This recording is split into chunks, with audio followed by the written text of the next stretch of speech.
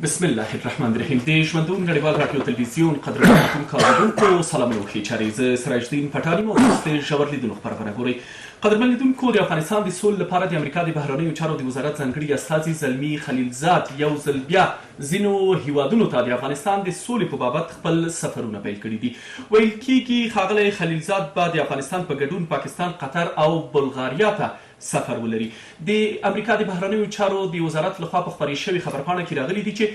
خلیلزاد به هڅه وکړي ترڅو د پاکستان لا ملاتړ د افغانستان د سولې د رامنځته کېدو په پار راخپل کړي.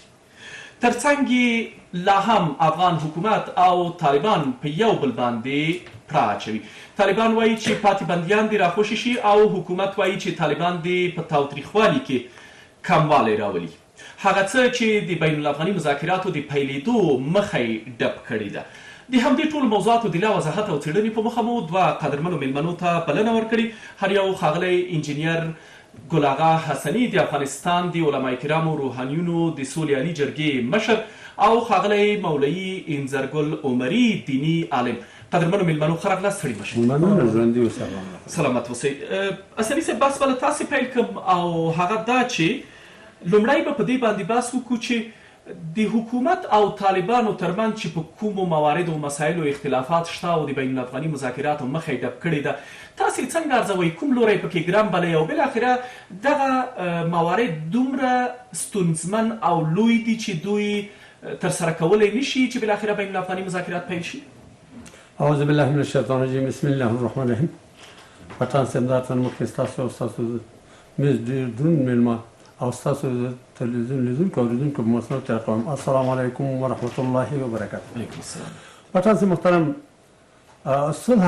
د الله حکم دی، د پیغمبرانو طریقه ده. په صلح کې ورورولي ده، خوشحالي ده، ازادي ده، آبادي ده، وطن جوړونه ده، مینه ده، محبت دی، خلوص دی، د الله حکم تطبیقي. صلح نه تنها د افغانانو بلکې د افغانانو د ګاونډیانو لپاره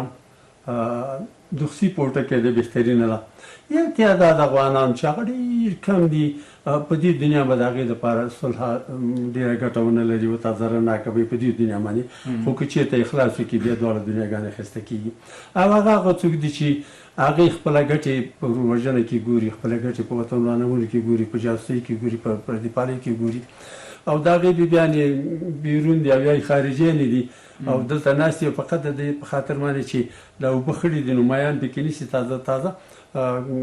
او په سالمه اداره کې بیا د دې لپاره به مشکل وي چې ښایسته ژوند ولري. دغه یو څو کسه به د دې سولې مخالف وي. خو دغه کسان په کومه کچه بولئ حسني صاحب چې د سولې مخه یې ډپ کړې ده؟ یعنې که چېرته د حکومت په رهبرۍ کې اخلاص او اراده وي او د طالبانو په رهبرۍ کې اخلاص او اراده وي او سوله په هر قیمت وغواړي د افغانستان لپاره او د افغانستان د ملت لپاره یې وغواړي او د خپلو ځانځاني او شخصي ګټو نه تیر شي، نو بیا ستونزه چیرته ده؟ یعنې زما موخه دا ده که چیرته ولسمشر غني، ښاغلی عبدالله مثال د بهرنیو چارو وزیر، داسې نوره لوړپوړي چارواکي اراده او صداقت ولري، هخوا ښاغلی هیبت الله او نور اخوندصاحبان او ملاصاحبانې دا اراده ولري، نو بیا ستونزه په کوم ځای کې ده؟ پټان صاحب محترمان، ډېر ښایسته موضوع ته اشاره وکړه. واقعیت هم دا دی که هر اخلاص لرلی، اراده لرلی، دا ملت خپل ملت ګڼلی، په دې ملت باندې رښتیا خفه کېدلی، د خپل بچیان ګڼلی، د الله حکم یې تطبیقولی، صلح راتلله. ټول سپېدار معنی چې دا اوس ته مسؤلیت د صلح ښکاره شوی دی. دې کې که اخلاص موجود وي، دې کې که اراده موجوده وي، دې کې په دې وطن کې د یو سالمې ادارې دپاره واقعیا هم کار کولی او یا دا ده چې اراده ورته لرلې خو اوس سره مشورې سالمې نشته، بیا هم دا صلح راتلله. همدا شان په طالبانو کې هغه مخکې اوصاف دي چې د ځینو افرادو اشخاصو بیان کړل چې اوبه خړوي، مایان پکې نیسي، د پردیو لاسپوڅي جاسوسان دي، په ورور وژنه کې شخصي ګټې نغښتې دي. هغه دغه ښاغلي دي چې تاسې اوس نومونه واخیستل، یعنې ښاغلی غني او عبدالله ورسره نوره ملګري؟ شابه ګوره، د په هر کې خو ډېر کم خلک به ډېر کم یو کس نیم به پکې پیدا شي چې هغه صلح غواړي. دا ته زه او هغه همداسې کس نه وي چې غږ یې واورېدل شي یا د فیصلې اراده ولري. زما ستا په شان ته د مړي غږ دی څوک یې نه اوري. او نو چې څوک یې غږ اوري ته باور وکړه که د هغې سره 0.00001% اراده د دې وي چې صلح دې وشي ځکه ګټه یې پکې نشته د دنیا په سر د آخرت په سر یې شته خو آخرت خو دوی ګوري نه په سپېدار ماڼۍ کې په دغه ټیم کې البته درته وایم په ټیم کې یو تعداد کسان شته چې هغه صلح غواړي خو هغه هم د دغه نه بیرون هدف مې د رهبرۍ نه ده اوس ښاغلی ډاکټر صاحب عبدالله که چېرته سوله غواړي نو دا د مصالحې د عالي شورا تشکیلات باید اوس پوره شوي وای دا شرط دی چې زما امتیازات راکړه زما وزیران مقرر کړه زما والیان مقرر کړه بیا به زه دا تشکیلات جوړوم یعنې ظاهره قضیه داسې همدغه درته راتلم ډاکټر صاحب عبدالله په خپله د سولې زه فکر نه کوم که طرفدار یې خو ټیم کې یو تعداد کسان شته چې دغه پردي چې ورته راغلي دي نو هغه په دې ټیم کې شامل دي هغه یو تعداد کسان دي چې هغه سوله کې خپل خیر ویني او د افغانستان خیر کې کوي په طالبانو کې هم عین ردیف معنی خلک شته دي چې د هغې اولادونه په بیرون ناستي تعلیمات بیرون کېږي د دوی ډوډۍ په هوټلو کې روانه ده ورته ورکول کېږي د دې هېڅ نه مشکل نه خبره دي نو هغه خلک به صلح نه غواړي او د دې جګړې لپاره ښې پرېمانې پیسې او امکانات هم ورته دا خو سل په سلو کې ځکه چې دلته خو د بیروني خلکو ګټه ده په دې جنګ کې په دې وطن رانولو کې دلته ګوره همدغه د تریاکو نه همدغه مخدرو توکو نه همدا بیروني سل په سلو کې ګټه اخلي ستا د ځنګلونو نه همدا خلک ګټه اخلي ستا د معدنونو نه همدا دا زما ستا قاچاقبران خو کمیشنکاران یې د 5 روپو ګټه خو هغه اعظمي ګټه خو هغې ته روانه ده زما ستا د طلا نه خو هغې ګټه اخلي زما ستا د یورانیم نه هغې ګټه اخلي زما ستا د لیتیمو نه هغې ګټه اخلي څه چې دنیا ته د افغانستان په ګډوډۍ کې دنیا ته ګټه ده خو مالدار موږ تاسو پوهېږو خو پټان صاحب محترم زه په دواړو طرفونو باندې غږ کوم مخکې له دې چې په دواړو طرفونو باندې غږ وکړي یا د حل لار وړاندې کړي اساني صاحب دا د تاسې مشرانو دا د سیاستوالو دا د روحانیونو د علماء کرامو او په ټوله کې دا د افغان ملت چې په دې جګړې کې تاوان ده او په سوله کې ګټه ده او هره ورځ د دې جګړې په سبب قرباني ورکوي دوی څومره فکر کوي چې د خپل انساني اسلامي افغاني مسؤلیت ترسره کړی وي او بالاخره دا د ګوتو په شمیر چارواکي یا په اصطلاح زورواکي یا د دواړو خواو مشران چې د ملت د برکته امتیازات ترلاسه کوي او د واک په ګدۍ ناست دي او د دې جګړې نه ګټه پورته کوي دوی څومره د ګریوان نه رانیولي دي یا د اقل د خپل مسلومیت پوښتنه مو کړې پټان صاحب محترم موږ د علماء کرامو او د روحانیونو سوله عالي جرګه موږ په ټولو سیاسیونو باندې ګرځېدلي ورسره ناست یو البته دویم ځل باندې ورسره کېناستو په اوایلو کې چې موږ ورسره کېناستو ټولو نه البته یو تعداد سیاسیونو کوشش کوو چې موږ په بیه واخلي او موږ د ده یو لښکر شو فقط موږ چېرته کله هم دلته خرڅ کوو کله هم هلته خرڅ کوو دوی پیسې راټولې کوو زموږ په سر باندې امتیازات واخلي خو الحمدلله په دې کامیاب نشول ځکه موږ په دې وطن کې صلح غواړو موږ په دې وطن کې امن غواړو موږ په دې وطن کې عزت غواړو او دغه د سولې په چوکاټ کې ته مشر دې د کشر خیر دی دا سره منم خو د سولې په چوکاټ کې سره دویم ځل یې موږ دا ځل داسې پلان شروع کړی دی چې اراده راسره ده دا کار شروع کړی عملي چې موږ یو مرکزیت باید جوړ کړو یو درېیمګړی مرکزیت البته درېیمګړی داسې قوت نه چې جنګ وکړو درېیمګړی ثالث قوت چې هم دولت ته جواب ویلی شو هم طالب ته جواب ویل شو او دا ملت په خپل ځان سره همکار کړو اوس چې موږ دا دویم کله دا پروګرام شروع کړو یو تعداد هغه سیاسیون چې رښتیا یې موږ اخیستلو دا یې په دې اعتراف وکړو چې دا ستاسې کومه طرحه چې تاسو سره ده دا واقعا ښایسته طرحه دا صحیح طرحه موږ تاسو همکاران او موږ سره مخکې دا اراده موجوده منتها واحد دغه دوه ډاکټران پټان صاحب محترمه ته باور وکړه چې ټول امکانات موږ په کار اچولي دي چې موږ ته فقط همدومره وخت راکړي چې تاسو سره موږ کښېنو د اسلامیت د لارې موږ تاسو سره خبرې وکړو د افغانیت د لارې خبرې سره وکړو چې شي کې چې ستاسې تاوان و د ملت پکې تاوان و مېرمنې را سره او که چې شي کې د ملت ګټه وه ستا پکې ګټه وه ستا پکې شخصیت جګېده هغه را سره ومنه ولې چې کار کې ته باور وکړه زه ما بېګام د یو چا سره خبرې کړي دي د ډاکټر صاحب عبدالله په حیثیت کې چې اوس مسؤلیت تا ته راوغوښته وروره نو ته ولې اوس غلی تا خو مخکې ویلې چې زه هرې قربانۍ ته حاضر یم زه که استعفا ته ضرورت شي زه استعفا ورکوم که موقت ادارې ته ضرورت شي زه هغه منم او قرار صلح دپاره موږ سره نه کښېني اوس تا د وزیرانو خبره مخکې کړله راځه صلح راوړه وزیر بس موږ باید په خپله د انتخاباتو د لارې به یو سالمه اداره راشي یو سالم حکومت به جوړ شي یو مشروع حکومت به راشي بیا هر هغه وزیر چې د وزارت اهلیت لرو هغه ته به مونږ ټول نه پرېږدو او هر هغه ځای چې تاسو مثال د په دې وطن کې جنګ ځای ته وایي د هغې به مخالفت مننه سني صاحب کور ودان تاسو ته بیا راوګرځم مولوي صاحب تاسو ته راځم تاسې د حکومت او طالب یو بل ملامتول څنګه ارزوئ ملامت څوک بولئ څوک ملامت دي چا د بین الافغاني مذاکراتو د پیلېدو مخه نیولې ده یو وایي چې ټول بندیان مې راخوشي که بیا در سره کینم بل وایي چې جګړه کمه که بیا د بندیان در خوشي کوم په ټوله کې هره ورځ لسګونه افغانان خپل ژوند د لاسه ورکوي او متضرر افغانان دي او قرباني ملت ورکوي د تاسې په نظر ملامت څوک دي او څه روان دي بسم الله الرحمن الرحيم نحمده ونصلي على رسوله الكريم أما بعد فأعوذ بالله من الشيطان الرجيم بسم الله الرحمن الرحيم ومن لم يحكم بما أنزل الله فأولئك هم الكافرون صدق الله مولانا العظيم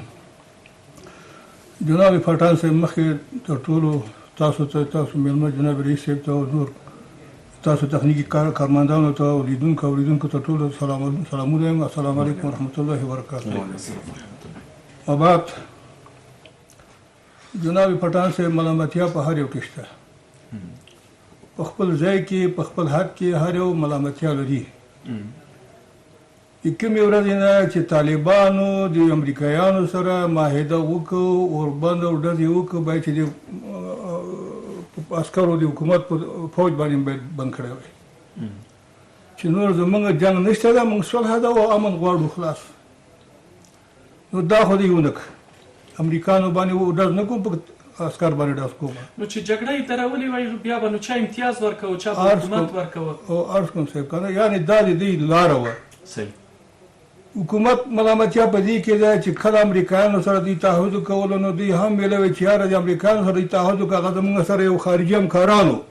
هغوی چې زموږ نه وځي نو دا خو دلته خو موږ په دې ملت کې اوسېږو دا زموږ وروڼه دي طالب دي د وطن خلک دي سبا دي سره ژوند لرو نو په دې باندې ولې موږ پیل وکړو دوی هم باید خپل دولت هغه عسکر ته ویلي وای بلو ته ویلي وای چې نور پیر بند جنګ نشته نو دا کار دواړو باید یې کړی وای بندیان دي د ملت خلک دي بندیان یې باید خوشي کړی وای دا اوس ملامتیا په دې باندې 100% ده چې دا هغوی معاهده وکړو د امریکایانو سره چې بندیان به خوشي کېږي تا باید په ډېر اخلاص سره دا بندیان خوشي کړی خو دا دواړه خواوې د دغو شرایطو د عملي کولو لپاره یو سلسله شرایط وړاندې کوي حکومت وایي چې دغه پاتې بندیان داسې خلک دي چې بهرني اتباع دي نه پوهېږم په جنایي جنایاتو باندې تورن دي او حق العبد ادعاوې پېښ ته او طالب وایي چې ښه زما خو یوه موخه دا وه چې بهرنیان د افغانستان نه وځي هغوی خو دا ومنله او بله دا ده چې د شرعي نظام حاکمول دي نو شرعي نظام د دوی په وینا نشته او بالاخره باید دوی خپل شرایط عملي کړي او حکومت که په زوري که په رضایي باید اصلاح شي او د دوی په خوښه نظام رامنځته شي که طالبانو کې په دې بندیانو کې خارجیان اوسېږي که هر څه وشي خو د طالب د بیرغ د لاندې د طالب په نامه راغلی تا نیولی اوس طالب یې حمایه کوي زما ملګری دی هر څوک چې دی او تا ته یې لیست درکړی تا ته یې لیست درکړی ته باید دا ومنې که په بل نامه بل چوکاټ کوم بل سیستم نه کوم بل تنظیم د لارې تا سره جنګېدل هغه به ستا حق دی چې هر څه کوي پې باندې کوئ اما د طالب په نامه چې تا ته راغلی ده تا نیولی ده بندي کړی دا طالب نه غواړي ورته خوشي کړي پاتې شو دا خبره چې مثلا شرعي نظام نشته ده یا مثلا شرعي نظام غواړو دا خو په عمل کې کېږي چې کله ټول سره یو شي کینی سره په یو میز باندې راجمع شي وروره ګوله حکومت خو هم اسلامي دی موږ ورته شرعي وایو قانون یې موږ شرعي دی ټول یو شی پکې مخالف د شریعت نشته ده خو منتها د شریعت حاکمیت نشته ده چې شریعت حاکم شي هغه حدود حاکم شي دا نشته ده نو د دې لپاره خو ورغله سالم اداره پکار ده اتفاق اتحاد پکار ده چې ټول سره کینی په یو میز باندې کینی سره حکومت جوړ کړي صاحب اعظم او حکومت په اهل خلق قاضیان مقرر کړي اهل خلق څارنوالان مقرر کړي اهل خلق صاحب اعظم پولیس مقرر کړي چې خلق ونیسي هغه مجرمان او څارنوال ته وسپاري څارنوال محکمې ته وسپاري څارنوال مطابق دی هغه جزا ورته جزا ورکړي حاکم شي جزا حاکم شي نو دغه شان دلته دا خو په اتفاق اتحاد سره اساسي صاحب ځینې مسایلو ته اشاره درلودله چې نه پوهېږم د حکومت په رهبرۍ کې او د طالب په رهبرۍ کې د سولې لپاره ژمنتیا او اراده نشته او دوی په جګړې کې خپلې ګټې لټوي د تاسې په باور واقعا دا د حکومت مشران یا د طالبانو مشران سوله غواړي او که نه د سولې په نوم یوه ډرامه روانه کړې ده د ملت په خاورې په سترګو کې د خاورو شیندل دي او بالاخره د دوی ګټې په جګړې کې دي ستا د فرمودې مخکې مطابق تا ویلي ته خلیفزاد ګرځي او منډې رامنډې وهي او دویم د خلیفزاد د تلو راتلو ته ډېر خوشحاله لیواله دي دوی د ملت په سترګو کې خاورې اچي د ملت تباهي غواړي د ملت هلاکت غواړي د ملت نابودي غواړي دوی سویرمنه د خپل واک بل ته ورکوي دوی باید خپل واک بل چاته ورنه کړي نه څوک زموږ په درد باندې دردمن کېږي نه څوک زموږ په مړي باندې جاړي او نه څوک په غم باندې غمجن کېږي خپل افغانان چې د خپل ملګرو کې کینې سره دوی سره بروري ونه کړي اتفاق ونه کړي مخکې درگذشت نه کړي راځي آینده ته صلوات آینده به موږ تاسو وروري کوو که دا شی ونه کړي نو دوی سویرمنه هېڅ کله موافقه نه شي چې دا ملت دې جوړ شي زه به تا ته یو مثال وایم د امان الله یا ښه سړی یا بد سړی خو هغه وخت کې خلک ورنه ناراضه او مقابل کې پاتېدل امان الله خان دا ملت یې پرېښودل دا ملت نه وژنم عسکري راز کې اردو له خو رئیس جمهور زار ځانې وښکه جنابانو تاسو خو سبق ورته تاسو به عمر به پوره شي تاسو عمر به پوره شي تاسو په دې ملت کې ژوند کوئ او که خارج ته ځئ او که خارج کې نو دغه ملت د تاسو ګروانه نیسي دا ملت مه تباه کوئ دا ملت په سترګو خاورې مه اچوئ دا ملت نه غولېږي دا ملت تاسې پیژني ټولې عوام نه دي ټولې بې سواده نه دي ټولې مثلا مفکورې نه دي اهل خلک د مفکورې خلک با احساسه خلک دلته شته دي چې ملامت هم پیژني سلامت هم پیژني نو ښه دا ده چې تاسو که چېرته د دې ملت غوښتنې ته جواب نشي ورکولی دا ملت پرېږدئ زه لاړ شم دا اوس یې وخت ده نه تباه کوئ مننه مولوي صاحب تاسو بیا راوګرځم قدرمن لیدونکو تر لږ وروسته بیا هم ښه راغلاست اسني صاحب رابه شو د ښاغلي خلیلزاد د تازه سفرونو ته چې د جمعې په ورځ یې پیل کړی دا جګړه پردی بلل کیږي او د دې جګړې ابعاد هم بهرني دي او موږ افغانان هم د بهرنیانو د ګټو لپاره یو بل وژنو یا د هغوی په استازیتوب دې ټکو سره به تاسې هم همغږي او موافق اوسئ اوس خبره دا ده چې د ښاغلي خلیلزاد دا وروستۍ هڅې یا دا سفرونه به څه پایلې ولري ظاهرا دا سفرونه هم د دې لپاره دي چې د دې هیوادونو ملاتړ د افغانستان د سولې په بابت راخپل کی کله چې دا جګړه بهرنۍ ده ابعاد بهرني دي او د پردیو په استازیتوب افغانان جنګیږي دا جګړه نیابتي ده نو دا سفرونه څومره مهم بللی شو په پټاز محترم زه بل څه ورته شو کوم چې امریکایان افغانستان ته راغلي او راوستل شوي نو او دا چې راغلي مانده د خپل موخو لپاره راغلي الحمدلله موخو ته ورسېږي که څه خو شا 1 میلیون افغانانو قرباني ورکړه افغانان تبعي سره مخامخ شو خو الحمدلله چې غربیان یا غربي استعمارګري پرې نه خو چې خپل هغه نهایي موخو ته ورسېږي اوس د امریکایان دغه موخو ته چې نه رسېږي نو مانداره دوی اوس بیرته یو څه کم نشیني کوي هغه دا چې نه غواړي چې بېځایه مصارفات وکړي او یا بېځایه هغه خپلې اړې چې په دې په اسیا کې یا په پوشه کې موجودې دي دا د لاسه ورکړي نو دوی به دا خلیلزاد منډې تړي دا عامي مسؤلیت دی ځکه چې په افغانستان باندې یرغل دوی کړی دی دوی چا راوښتي نه وو دوی په خپل سره باندې راغلي وو دویم دا چې بیا د طالبانو سره د سولې پروګرام نه دوی پیشنهاد وکړو او سولې خبره دوی وکړه باید دوی په خپلو خبرو ته به ژمن پاتې شي او دا به تطبیق کړي هغه څه چې دوی ویلي دي خو د دې په خوا کې دوی چې کومې منډې بعض ځایونو ته چې منډې وایي هغه هم د خپل اړې ساتلي او هم خپله موازنه دلته ساتلي په اسیا کې چې دلته موازنه هم د منځه لاړل شي ځکه د دوی سره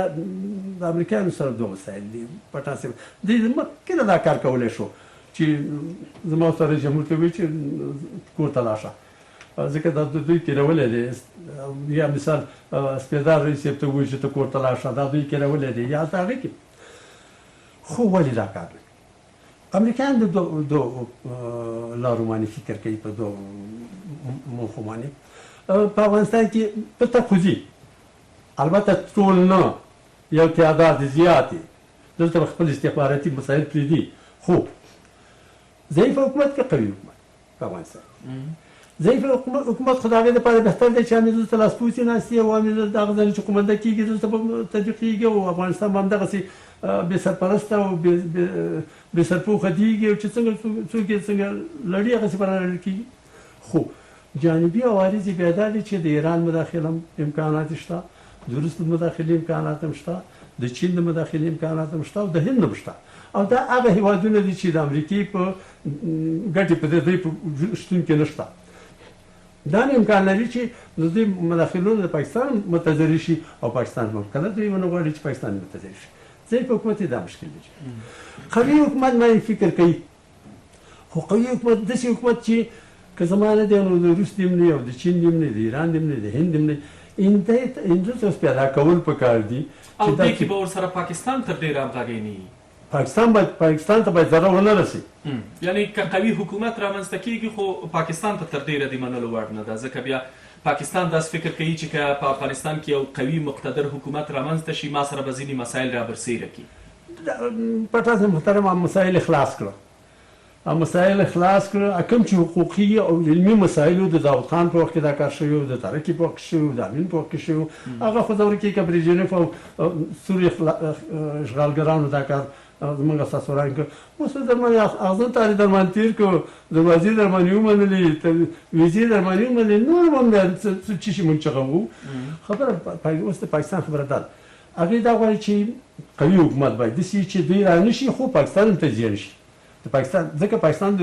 غربیانو یو لویه پخه اډه ده په اسیا کې. دوی پاکستان یو وخت کې تجزیه کوو که ستا فکر هندوستان ته لاړو، بوش هندوستان ته لاړو، ورته اتومي بټۍ ومانې قراردادونه سره وکړه، بیا چې کله دوی پوه شو چې یاره کامیاب نه شو نو عقب نشیني وکړه، بېرته روس هماغه ځای ته لاړه. دلته خو دا مسایلې سیاسي شته. پټان صاحب محترم د خلیجات ګرځېدل په دې هېوادونو باندې د هغه د امریکې دپاره کار کوي. یو بل څه حسین صاحب بخښنه غواړم، یعنی په کراتو ښاغلی خلیجات پاکستان او نورو هېوادونو ته لاړه، یعنی دا څنګه موضوع ده چې اوس خلاصېږي نه سپینېږي نه او دوی سره بالاخره امریکایان یو موافقې ته نشي رسېدلی. څه فکر کوئ په ځانګړې توګه له پاکستان سره؟ پاکستان د امریکا نه د افغانستان د سولې په بدل کې څه غواړي؟ څه روان دي؟ څه قیسې دي چې دا خلاصېدل نه لري؟ هرې میاشتې کې یو ځل ښاغلی خلیجات پاکستان ته روان وي. پټان صاحب هغه څه چې د امریکې د سیایي او د ایسای په منځ کې قرارداد شوي و، د سیایي نو راغلی هغه کار وشو. ګوره کله چې سیایي په افغانستان باندې یا امریکا په افغانستان باندې یرغل کوو، د ایران سره یې یو څه تعهدات وکړل او د پاکستان سره یې وکړل. ایران سره دا تنګې هرمز به درته خلاص کړم او عراق به درته چپه کړم، هلته به تفصیلان درته ختم کړم او شیګان به درته راولم. او پاکستان سره دا ویل چې صفري نقطې ته به دوی ورسوم او داسې دغه کومې جلسې چې دا به ختم شي، دا به ځلې شي، ته به درته حاکم پاتې شي. دا وشو، خط یې درته تېر کړو، دروازې تېرې کړلې، ځلې ختمې شولې، بخښنه غواړم، جلسې ختمې شولې، ځلې شي. هماغه ځای کې چې مکتب یې نه شو جوړولی جوړ یې کړو، هماغه ځای کې چې کلینیک یې نه شو جوړولی جوړ یې کړو، هماغه ځای کې چې د دوی پوستې نه وي پوستې پکې واچولې. نن دا ته څه فکر کوې پټان صاحب محترمه؟ کونړو څنګه بد کړي دي د پنجاب سره چې واحد د کونړ ولایت ولي و د تقریبا 15,000 توغندي راواړول په کونړ باندې، خو نه زمونږ دغه د امنیتي تعهداتو والا چې ورسره تړونونه لاسلیک شو هغې غږ وکړو، او نه زمونږ همدغه د هغې هغه چاپلوسانو غږ وکړو چې دا په ما څال دی. نو دا د پاکستان اړیکې ولې د افغانستان سره رغېږي نه، سره له دې چې خپلو موخو ته د تاسو په وینا ورسېدل او دا چې دا نه د امریکا حق ده، نه د پاکستان نه د افغانستان د حکومت چې دا څه ومني، دا د ولسونو حق ده، دا د ولسونو پرېکړه غواړي او بالاخره دا فرضي نقطه ګذاري هیڅ وخت افغان ملت نه ده منلې و به یې نه مني. او ډېری افغانان په دې ان دي چې دا به د افغانانو د محکوم او آزاد افغانستان ترمنځ بالاخره هغه د پښو د اسانو د پښو سره به دا سیمونه میمونه دا کرښې والوځي او له منځه به لاړې شي. اما بیا هم که ظاهرا داسې پاکستان فکر وکړي چې ښه د امریکا په مرسته او د افغان حکومت په توافق خپلو د هیلو ته ورسېدل او اوس مې په دې سیمې حاکمیت ترلاسه کوو، اغزن تار مې پرې ونیوه، نو ولې بیا د دې کابل ادارې سره د طالبانو په وینا د اسلام آباد حکومت اړیکې نه رغېږي؟ پټان صاحب محترمه څومره چې دوی جوړ دي دومره علما او توسعه خپل حکومتونو سره نه جوړ، څومره چې پنجاب او زما ستا ارګ جوړ دی، څومره چې عبدالله او اشرف غني جوړ دي، دونه سره طالب او حکومت نه دي جوړ. متاسفانه دا یو منافقانه سیاست دی چې شروع شوی دی. ملت یې وده ساتلی دی، د ملت سترګې خاورې چې پنجاب مې په ګونډو کو، پنجاب مې انزوا ته بوته، پلان خو دروازې وتړل شي، پنجاب مې په ګونډو کو خو اغزن تار تېر شو، پنجاب مې په ګونډو کو خو ویزې ومنل شولې. نو دا څنګه په ګونډو دی؟ پنجاب مې په ګونډو خو 15,000 توغندي راوغورځېدل، پنجاب مې په ګونډو کو په نړۍ کې هغه د دوی د سرحد نه راځي خواته پوستې جوړې شي. ته چې فکر کې باور وکړه دا د څڅوکي دروازه چې جوړېده ما تاسو به هم د خبر نه خبرې شم دا ستاسو خبرې رسنیو نه زه چې قومندان د ولسونو په همکاري وهڅول شو چې دا دروازه د مقابله وکړي. نو دا کرنیل ورته ویل کرنیل یاره بلای چې هغه ورته ویل چې خیر ته د خپل حکومت سره تا ته حکومت ټلیفون وکړي ته لږ حوصله وکړه. په دویمه ورځ باندې ورته دغه ټلیفون وشو په همه ورځ باندې د ولایت د نګران نه چې ته خو 2 ورځې مخکې منفک خو زمونږ فکر نه و لږ مصروف وو نو ته منفک راځه ته خپل مکتوب خبره ده دوی سره جوړ دي پټان صاحب ما ته خط شوي زما سره په سر لوبې شوي دي زما سره په سر معاملې شوي دي د افغانستان په سر معاملې شوي دي. خو اوس دلته د امریکا ما مخکې ویل امریکا فقط په دقه فکر کې ده ولې خلزادي راځي ولې منډې تړي وایي دا ولې کوي فقط ضعیف حکومت که قوي حکومت. ضعیف حکومت جانبي عوارض دغه دي قوي حکومت جانبي عوارض یې چیرې داسې قوي حکومت که چېرته چې مثال په خپل موټو باندې قوي حکومت ودرېږي او هغه بیا اسلام پاله حکومت وي او هغه بیا دلته هغه سل په سلو کې اسلام تطبیق کړي نو دا روس وایي چې دا ما دپاره ضرر دی ځکه چې منځنی اسیا مشکل ورته راغځېږي مثال منځني ختیځ ته رسېږي جنوبي اسیا ته رسېږي حتی امریکا په امریکا کې په داخل کې د مشکلات ورته پیدا کېږي. ښه داسې قوي حکومت چې ودې غواړي ولسواکي خو نه دي زما یې خیر نه دي د هغې په همدې معنې دوی کار کوي چې نه دي زما یې نه دي هغې یعنې دې ته په ترجیح ډېره ورکړي خو دا پیدا کول د دې لپاره مشکل دي ځکه دلته اوس داسې اداره موجوده ده چې څنګه چې ما تا نه لار ورکه کړې ده داسې د هغې نه هم لار ورکه کړې مننه عسلي صاحب هغې ته هم دروغ وایي ما تا ته هم دروغ کور ودان سلامت اوسئ. مولوي صاحب د تاسې په باور د ښاغلي خلیلزاد د وروستۍ هڅې او سفرونه به څه پایلې ولري او بالاخره څه د تاسې په باور لا انحله پاتې دي د پاکستان سره د امریکا چې په کراتو پاکستان ته سفرونه شوي دي اما بیا هم د افغانستان د سولې د رامنځته کېدو په باب د پاکستان ملاتړ غواړي. جناب پټان صاحب موږ ټول مسلمانان یو او امریکا یا یهود یا نصارا د مرکب خلق دي پکې مشترک رقم خلق دي یهود هم پکې نصارا هم حکومت مناسب مشترک د مختلط ده. هغه خلق نه غواړي چې مسلمانان دې په پښو ودرېږي هغه خلق نه غواړي چې مسلمانان یو حکومت ولري هغه خلق نه غواړي چې مسلمانان دې یو اتفاق او یو اتحاد وشي. پاکستان کې هم د هغې غلامان لرو په افغانستان کې هم غلامان لرو سعودي کې هم غلامان لرو. همدغه غلامان دي چې هغې ته بادارانو ته د $100 په مقابل کې خدمت کوي او د دې مظلوم بیچاره په سر باندې لوبې کوي. پاکستان کې مظلومان ځورېږي مسلمانان ځورېږي په افغانستان کې مظلومان ځورېږي او سعودي کې هم ځورېږي هلته مسلمانان ځورېږي. هیڅ مشکل نشته ده هیڅ سیاسي اختلاف نشته ده هیڅ مشکل نشته ده فقط مشکل هم دا دی چې مسلمانان دې باید ذلیل وشي او مسلمانان دلته په خپل منځو کې جاهلانه یو بل باندې کفر ټاپې لګوي. امریکا یا روس وتواني چې 18 ملک ځان سره ملګری کړي 40 ملک ځان سره ملګری کړي او د یو اتحادي حکومت جوړ کړي غټ قوي حکومت جوړ کړي اما مسلمانانو نه توانید چې دغه درې ملکونه پاکستان ایران افغانستان دی خواته که مثلا ترکیه د دغه څو ملکونه د ایران سره یو نه کړي چې د یو قوت وای او د دې چې قوت وای د دې صحیح حکومت وای د دې مسلمانان په راس کې وای نو بیا به ټول کفار د دې غلامانو بیا به راتله د دې نه به هدایت او مشوره اخیستلې د دې په قومندې به کار کول لیکن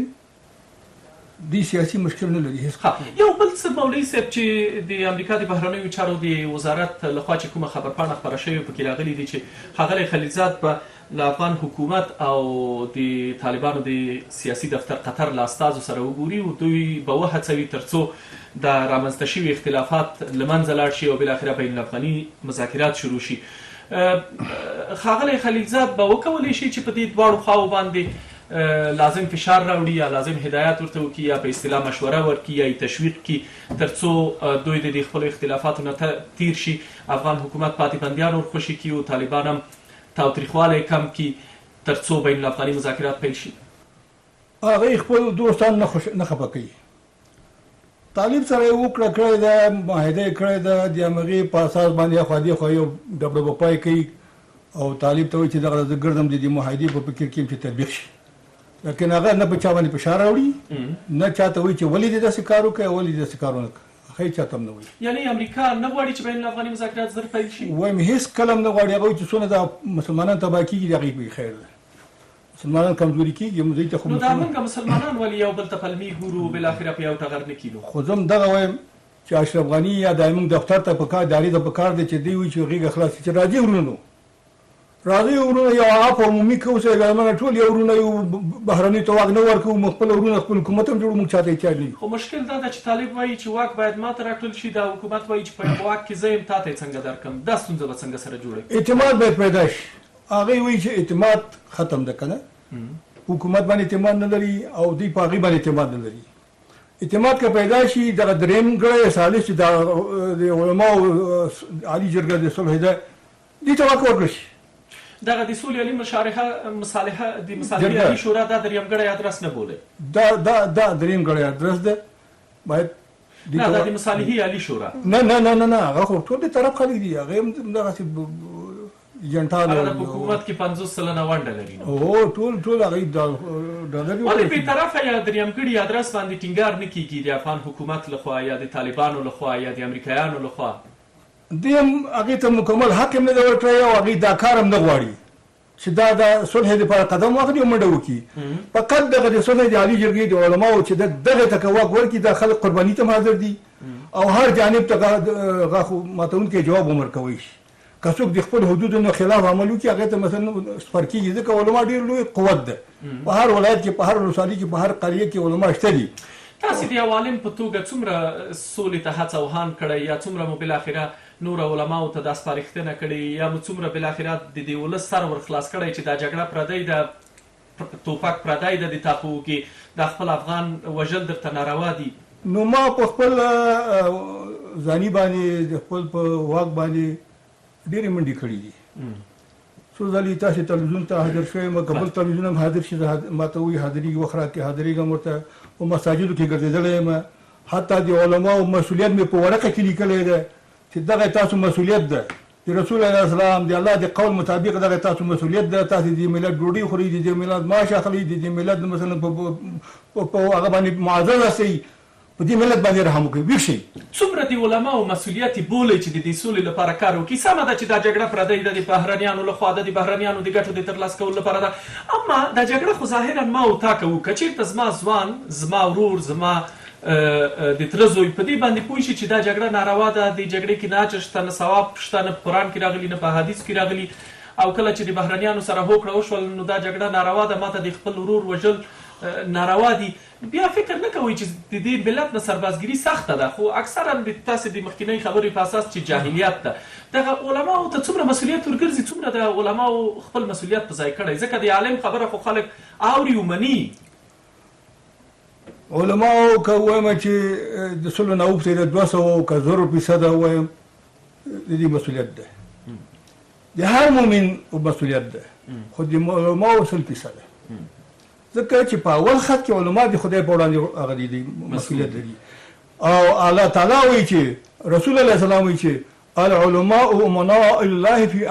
في خلق الله دا چې حدیث شریف ده وایي علما امینین دي په خلق د الله باندې یعنی همدغه علما دي چې د خلکو ته د ملت ته د مسلمانانو ته امن ورکوي سهولت ورکوي د هلاکت نه امن کوي د عذاباتو نه هغه کوي په امن کوي مثلا د خپل وژنې نه په امن کوي دا علماو ته ډېر مسؤلیتونه دي ډېره زیاته مننه مولوي صاحب تاسو ته بیا راوګرځم او د حل لارو ته به هم راشو چې څه کول پکار دي قدرمن لیدونکو تر لږ ځنډ وروسته بیا هم ښه راغلاست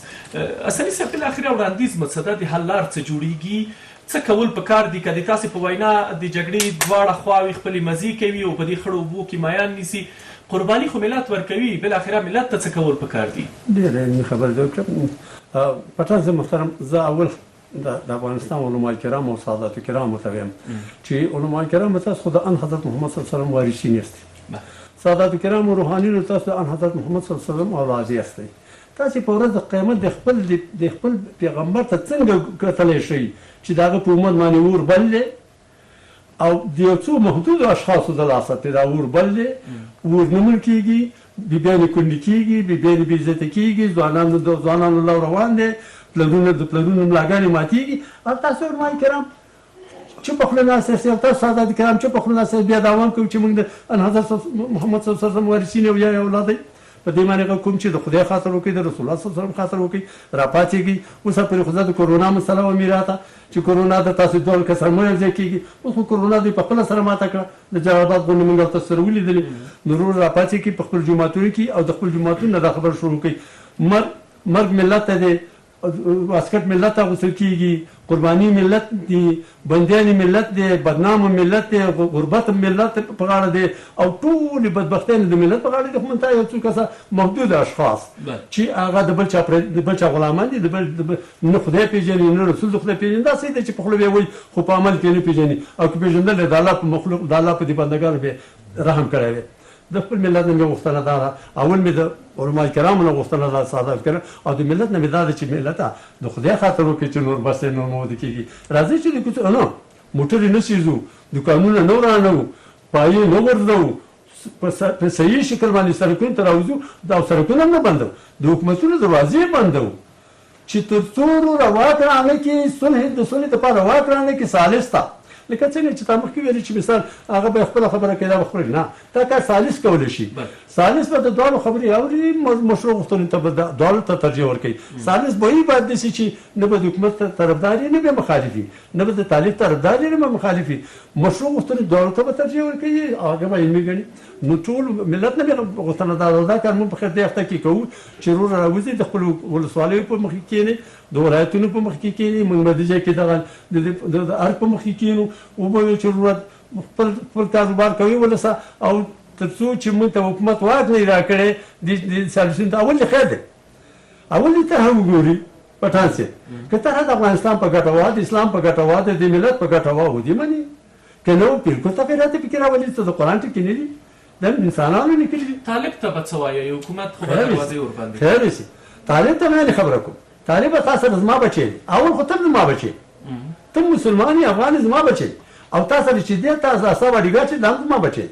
خدای خاطر وکړه د رسول الله صلی الله علیه وسلم خاطر وکړه کته رښتیا ماغه طالبي چې تاسو پتون پیغمبر ته خدای کړی دي کله دې رښتیا ماغه طالبي چې تاسو پتون الله کړی دي او ته الله ته نزدېکت غواړي رښتیا نو راځه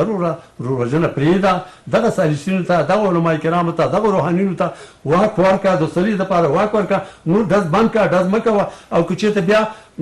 چا ظلم کوو نو دا د علما دا د الله حکم دی چې تاسې به د ظالم په مقابل کې ودرېږي نو موږ تاسو سره ملګري شو که حکومت ظلم کوو او که تا ظلم کوو د حکومت سره ملګري کېږو ستا په مقابل کې نو دا غوښتنه مې د تعلیم نه ده چې نور د خدای خاطر وکړي سخت د نن دا ډز بند کوي او واک راکوي او دې ته مې ویل چې موږ ته په موږ سره کښېنئ واک خیر دی مه راکوئ دستي موږ سره کښېنئ موږ نه مېږي موږ خورو نه موږ به دغه واسکټونه مو خیر دی وباسو یو کمیس او پټو کې بدل شو تاسو سره به کښېنو مکمل تلاشي وکړئ خو زمونږ واورئ زمونږ طرحه واورئ زمونږ خبره واورئ که د دې ملت او د اسلام په ګټه وویې منې کښېنئ ټول وطن ډېره زیاته مننه سني صاحب مولوي صاحب عمري د تاسې وړاندیز څه ده او د حل لار څه بولئ جناب پټان صاحب په دغه شی ده چې انجینر صاحب مخکې ویلې چې افغانان خپلو منځو کې کښېنلي او گذشت ونه کړي او حوصله ونه کړي د یو بل سره اعتماد ونه کړي او نه کېږي دویم لاره هم دا ده چې جناب رئیس صاحب ویلې چې علما باید پاڅېږي په خپلو مناطقو کې دفترونه د دولت مخې ته کښېني بند کړي کلکې بند کړي او داسې وایي چې وروره ګوله تر هغې موږ دا دفتر ته تاسو اجازه نه ورکوو چې تاسو د جرګې ته صلح واک نه یې ورکړی طالب سره څه کوئ که دې موږ ته واک راکړي بیا هغې ته ځو موږ خو یو جانب نه واک واخلو که نه یو جانب نه واک واخلو چې د دې نه واک واخلي بیا هغې ته ځو که په پاکستان کې که په قطر کې بیا به امکانات لټو ورته ځان به رسو ورته هلته به مو وایي چې وروره دروازه دې بنده یا 9 کسه یا 10 کسه یا 50 کسه چې لاړو دروازې خوله کې کینو وروره تاسو ته به نور اجازه نه ورکړو موږ د جرګې خلک اسو د تاسو نه دغه واک غواړو او که زور زیاتی در سره وکړي بیا دې مړه کړي بیا ظالم نه مړه نه کړي هلته چې تلې هغه دې مړه کړي دا نور به ټول د حکومت سره یو ځای شي ورته وایي چې وهی طالب نه حقه ده ظالم ده بله لاره نه لري هغه دوه لارې دي یا به د خپل منځو کې مثلا اپ او ګذشت کوي او اعتماد به په یو بل کوي او یا به جرګې ته دغه علما ته ورکوي چې وروره تاسو کلي مسکې خپل مسکې ډیره زیاته مننه تاسو یې خبر کوم چې ته موږ ته د حکومت خبر راځي چې تر کوم دا تر هڅه ملګری دي ته ټول څه لګل من ګوره زموږ اساس مشران پای پیدا بیت الله شریف ته مطلب موږ قطر ته تللی شو موږ کوټې ته تللی شو پای پیدا یو او دا چې تاسو خو له سره کوم مملکت کړه نو دا چې د ورځې 300 ځوانانو لو روان دي دا شهیدان کیږي یو 15 کسه دي علماء کرام او روحاني نه مړي شي ګان څه چل به وشي خدا وطن خو به جوړ شي دا ملت به راپاتې دا همدغه ظالم په مقابل کې چې هغه مړ کړو او که د مړو ډیره زیاته مننه ښاغلی انجینیر ګل اغا حسني په افغانستان کې د سولې